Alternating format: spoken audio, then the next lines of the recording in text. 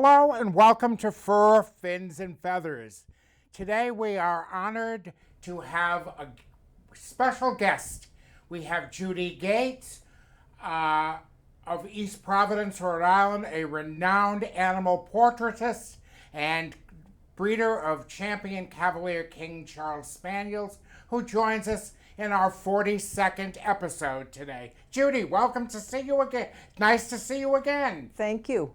I'm glad We have to a be lot here. of topics to cover. Happy Judy, to be here. How did you start in dogs?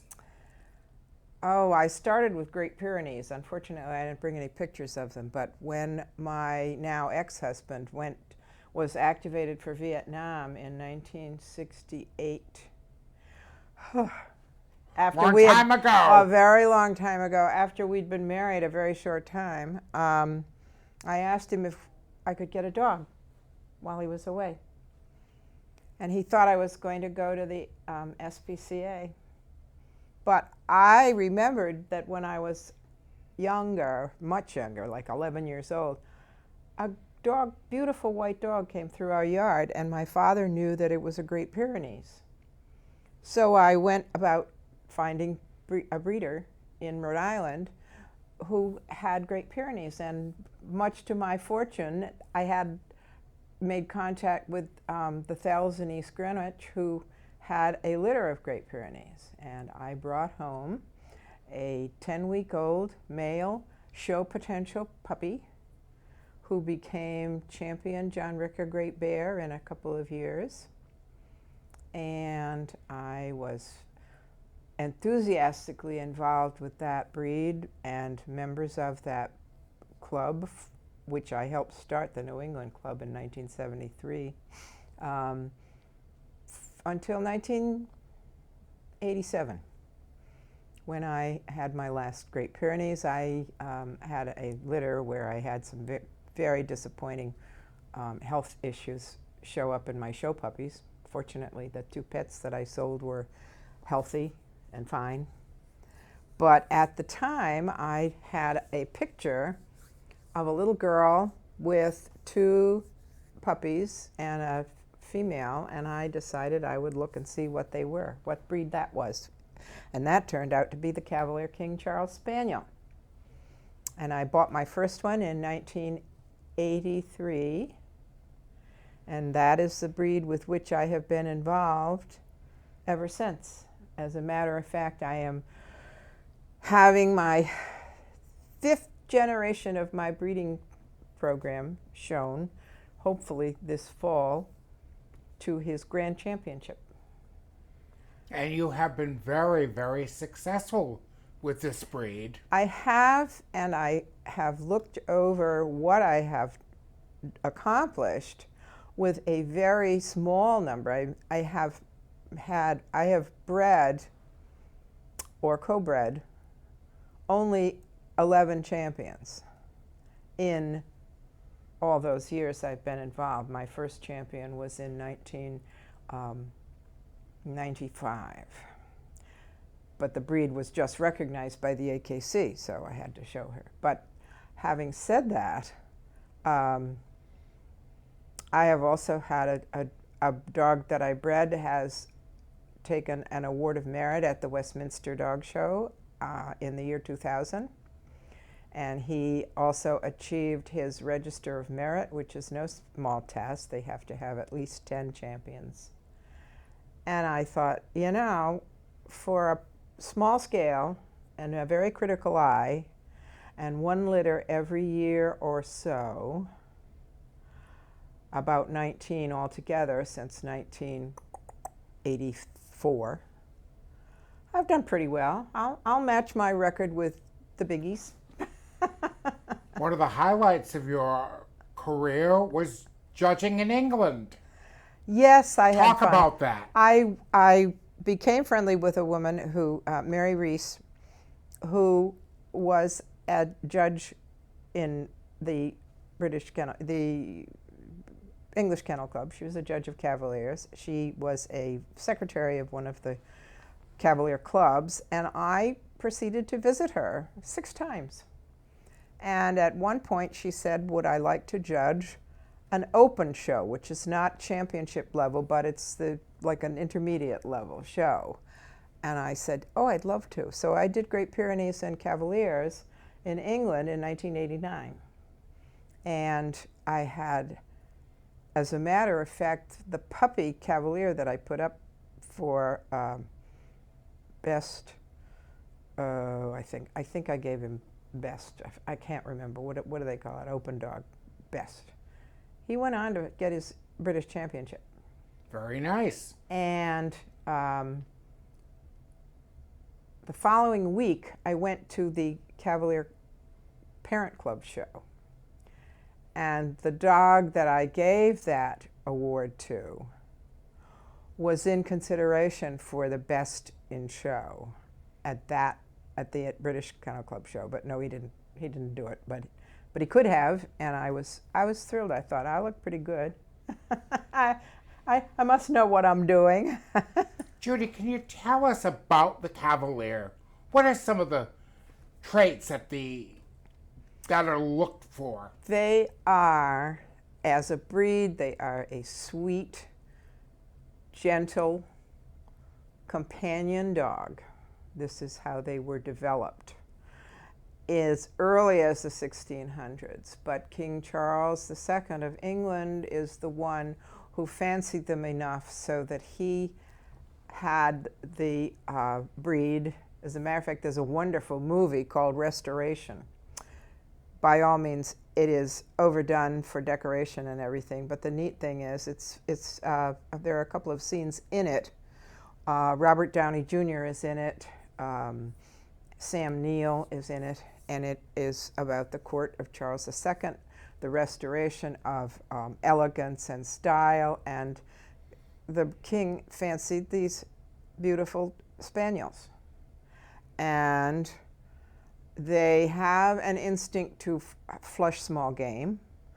As a matter of fact, the Churchill family, for which the red and white variety called the Blenheim, which is named for Blenheim Palace, they find things. Sometimes you don't want them to find what they find, but they have good noses. But they're not a sporting hunting dog in the sense that a Cocker Spaniel is. They are just a pleasant, companionable. They get along with everything generally. Maybe 90% of the breed is temperamentally trustworthy with anything, except maybe birds. They have a penchant for I know they do get along well with birds. Horses. They get along with horses? Yes. They do. They do. I was told that. Well, as long as they stay out of the way of those hooves. But they are very, they get along with, when I've had people interested in bringing and getting and having a puppy from me, they sometimes have had another breed of dog, and they say, how do they get along with so-and-so? And my first answer to them is, depends on that dog, because a Cavalier will get along with just about anything. And if they're raised consistently, as in any dog should be, and gently and not overburdened, I think one of the biggest mistakes new dog owners who have not raised a puppy that is a small breed per se, they tend to not realize how fragile a growing puppy of a smaller breed can be. And children can inadvertently tease them, or anyway, it's a wonderful breed, it's a companionable breed, and good family dog. It's a lovely family dog. It's for a single person. The dog I have now, I co-bred him, but he wasn't born with me. He was born in Virginia with his co-breeder, and he didn't come to me until he was about 8 months old. But he was raised with 3 kids and other Cavaliers, and he loves children. He's not quite so sure about men unless I say pat him under the chin and he's fine, but he loves children, and he just perks right up when he sees them. So are they with apartment dwellers? Excellent. They are they're willing to please, they're easy to train, but consistency and you can't be heavy-handed with any dog training, or the dog will just disrespect you immediately. In the case of the Cavalier, they will fear you, or they will fear the discipline. Gently, positive reinforcement is the best way to train any dog. And one of the things I did when I was actively breeding, my puppies did not leave me until they had had an ophthalmologist and eye exam to make sure their eyes were fine. But the other thing, they were leash trained when they left me. They weren't great at it, but they knew how to walk on a leash without pulling because I taught them. Puppies of all breeds are receptive to positive reinforcement experiences from the time they are 7 weeks old, about the time they are 16 weeks old. And that window of opportunity, breeders lose often if they don't recognize. And that is something we discussed in our last issue. Did you? Yes. Am I on the money? You for are it? right on the mark. Well, I know a lot, but experience has been my teacher. And then we're moving on to your famous artwork. Judy is a renowned portraitist. Talk about your artwork. My artwork has evolved, as they say. I brought a brochure because I do much more than what is here, but primarily... Talk about, where did you get your training? I went to the Rhode Island School of Design. Very good. I've always had an ability as an artist, per se, but at the Rhode Island School of Design, not having graduated, but certainly spent several years as a student there, I learned how to see, how to design, how to develop an eye for composition and color. And quality. And appreciating the balance and mixing colors and interpreting, et cetera, et cetera, et cetera. So that evolved, and funny enough, I started developing, when I had a Girl Scout brownie troop, a series of little pillows as gifts. They did their artwork, and I transferred them onto pillows that I sewed, and they gave them as, I can't even remember, I think it was a Christmas present. But that evolved into larger, more portrait quality pillows now. But under the name of Dogs Gallery? Dogs Gallery, as in Dogues. It was a takeoff on the old television show Rogues Gallery, which was with and you did quite well for many years with them. Yes, I had a booth at the shows, and you were one of my better salespeople when I went to one of the indoor shows. My mother was thrilled by your work. I remember, and I'm laughing at it as we were getting ready for this episode, I remember my mother running around collecting many of your pillows to bring to Montgomery County to the All Terrier Show. And she called when we got home, and she said that a woman had, an exhibitor, had come from Germany and looked at your work and bought every pillow that was available. Oh my goodness. And brought them home to Germany to give them as gifts. I'm impressed. I don't even remember that. And then I remember Anna Catherine Nicholas coming to the booth. Oh, I remember that one. Oh my goodness. You were scaring me. She was buying so much. I thought, oh my goodness, how am I going to get these all done by tomorrow? Well, I did. My mother had so much fun that weekend. I did too. I don't go there anymore only to show my dogs because it's become such an expensive venue to show. But I'm into other things. Talk about what you've got Well, anyway, what I've done now is I do two major things. The fun part is what I call the portrait rocks, or the paperweight rocks. I go around. All of these rocks are stones, as it were. They are on the back where I found them and the year I found them. So each of these stones has been collected by my fine hand. Excuse me. Example. Now the one with the Irish setter. In the case of the Irish setter, let me see, where did I buy it? Where did I get this one? This came from Crescent Beach, Block Island in 2012. The subject matter, I found a picture online, and I adjusted it a bit so that, excuse me, I have to cough. And these are Irish setters. These are Irish setters. This is an adult and a half-grown pup. The rocks sometimes will, by the way they look, dictate the kind of subject that I'm going to put on them for a pose, not necessarily the breed. Excuse me. I have to do this because I'm coughing. And your work is sent all over the world. Well, not quite yet, but yes. I have some slates in Australia.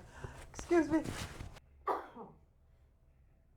running through my entire repertoire. It's okay. Yes, I have. I didn't bring. I picked my slates of 3 different sizes, but I have.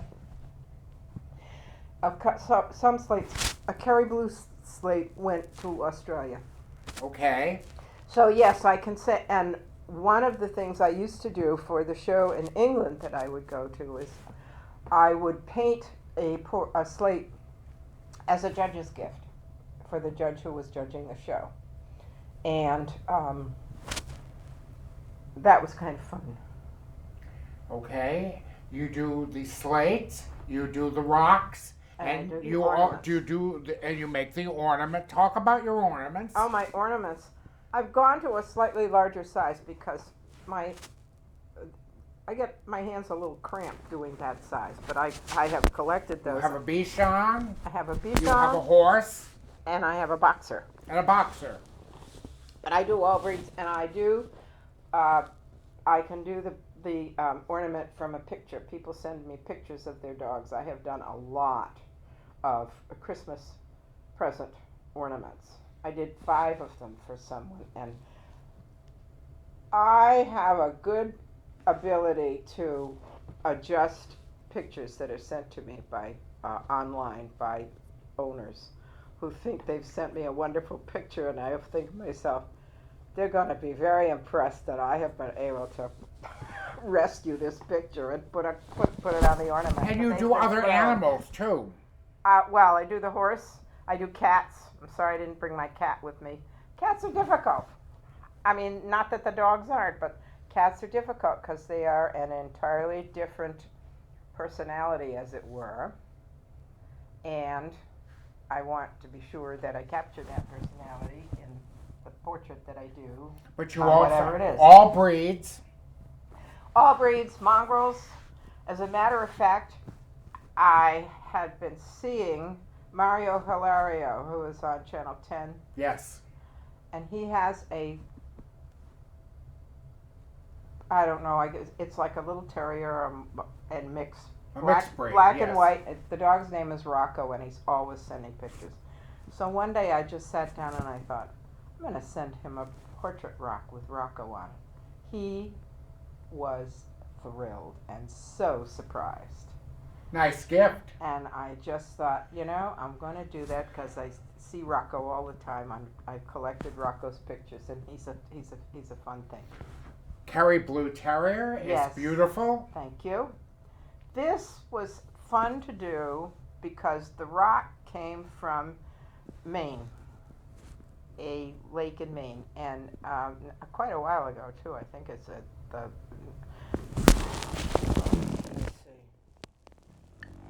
came from Moosehead Lake, Maine, 2009. Nice. But the girl who said I was looking for black rocks because I thought I could come along with better subjects if I had a black rock. And she said, oh, my husband and I go up to Maine a lot. We can bring you a whole bunch of them. Well, she did. She brought me 2 5-gallon buckets full of flat rocks. There wasn't one shape that was oval, which was what I was really looking for. But the fun was to pick them out and think, what am I going to put on this? And it sounds funny, but as an artist, people will understand. Sometimes they speak to me, as it were. I mean, I've been collecting. I went down to East Matunic Beach, and I would collect these rocks, and I would say, what am I going to put on this one? And usually they're beautifully ocean-washed oval rocks, granite. But occasionally I'd come up with some of the flatter ones, and I did one, and I wish I had a picture of it because it is wonderful. I had a very long, thin one, and I thought, I bet this would look good. I did a basset hound on that one. I bet that was beautiful. And it was up. It was up with the feet pointing up. It sold, by the time it was seen online, it was sold because now your work is available online. Yes, it is. I just lost my thing. Is this okay? Whether or not I lose my Yeah, you're fine. Yes, people ought to send me an email. Okay. And all of that information is going to be online. Yes. So people will be able to find your work. And there it is right there. And please, if you're going to call that number, don't text it. I won't get it. My phone doesn't take text messages. Just call and leave a message to the anonymous man who says, please leave a message on my phone. Okay, very good. But I prefer the email because I can receive pictures by email, and it's a better way to communicate for me. Are you going to be, well, we don't know whether we're going to have any this fall or this year. Are we going to have any art fairs that you'll be attending? No. I have other things occupying my schedule.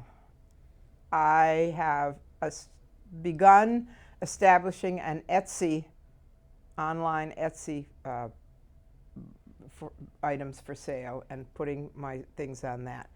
But I have, in addition to all the other things I'm doing, I have applied for my AKC confirmation judge's license in Cavalier King Charles Spaniels and Great Pyrenees. And that's going to be an exciting development. That's what I'm working on now. I'm in the process of taking the next step tests. They have confirmed receipt of my work, of my initial application, etc. And I've talked to a few people who have had their judge's license years ago applied. It's not the same. Now it's much more involved, and I'm glad it is, but I have to make sure that I use the right terminology in all cases. And while I have done it without thinking, now I have to think. But yes, and I have also applied for a limited junior showmanship, which means I am hopefully going to pass those tests that will enable me to accept assignments for the 2 breeds for which I have applied at independent specialties, and that's very involved. But I'm really looking forward to that next level. That'd be an interesting development. So that's what I'm doing. So I will be Judge Judy. Judge Judy. Another Judge Judy. I will have to keep my mouth shut a lot more than I ever have, and certainly more than the other Judge You Judy. have also, you are the secretary? Yes, I am. Of the Rhode Island Kennel Club. Yes, I am. Talk about that. At first I thought it was a bit more of a daunting job than I have worked into it. The secretary of a club is the communications between the membership and whatever outside body, the American Kennel Club for the most part, and I share information. When I have inquiries about the club, I direct them to the person who can give them the answers, or if I can give them the answer, I do. But it is something that I find challenging. I'll be better at it in my next term.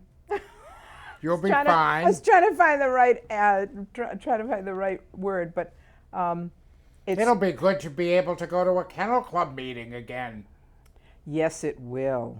We are so looking forward to that. They're having them outdoors now at the venue, but we like ours indoors. Anyway, yes, that's one of the other hats I wear. I miss going to dog shows, even though I don't judge a lot anymore. And I did get several assignments this summer and have had to forego them. Well, I have 4 points to gain for my dog's grand championship, and that has completely been put on hold because all of the shows he was entered in the spring were canceled, including our national specialty, which was in Ohio, and I was definitely planning to go. I was able to cancel my reservations, but the disappointing thing is he is in the best coat and the best condition he's ever been in, and he's all dressed up with no place to go. Hopefully things will be getting better in the fall. I'm certainly looking forward to them. I've already made contact with a girl who will agree to show him, because my dilemma was I only have so much time, and if I'm concentrating on my judge's credentials, I can't show my dog. I need someone to do that. And this young lady was showing someone else's dog, and we all loved the work that she did, and the dog finished his championship. And so I asked my friend if I could contact this person so that she might be able to show my dog. And the answer to all those questions is yes. Yes, yes, and yes. So we're looking forward, hopefully, to the fall so we can get his final 4 points. Not that we're rushing things, but would you like to go on and eventually judge other breeds? Yes, I would. I have actually, in my mind's eye, thought ahead to the next 4 breeds I would like. Are you going to go for toys or for working? Some of each. Good. Some of each. I think. What other breeds interest you? Well, I've been following online the Greater Swiss Mountain Dog. People call it the Swissy. I think they're a neat breed. I've watched them. And there seems to be a growing number of them in this immediate area, yes, locally. New England has a very active club, and they've done an online puppy show, and they got an obscene number of puppies. I think it was 100 and it may well have been over 200 puppies. This is online. That's unprecedented. But nevertheless, I like that. I like, of course, the English Toy Spaniel because it's a great contrast to the Cavalier King Charles. I did a sweepstakes for the Patriot Papillon Club, so I would truly like to pursue my credentials for the Papillon. I think that's kind of a fun breed and very different from Cavaliers. But unfortunately, we are wrapping up. We've been told that we're coming to an end. Did we get this? We're getting it. It's been great to see you again. We had fun. We're going to get some information put up on the screen, and it was great to see you again. We had fun. Fun to be back. We're going to have you back again. Oh my goodness! I hope I'm lighter than weight-wise. I'm lighter than I was the last time I was here. I don't know what I'll look. But still as lovable. Oh, good to see you. You too. Thank you, Brian. It's been fun as always.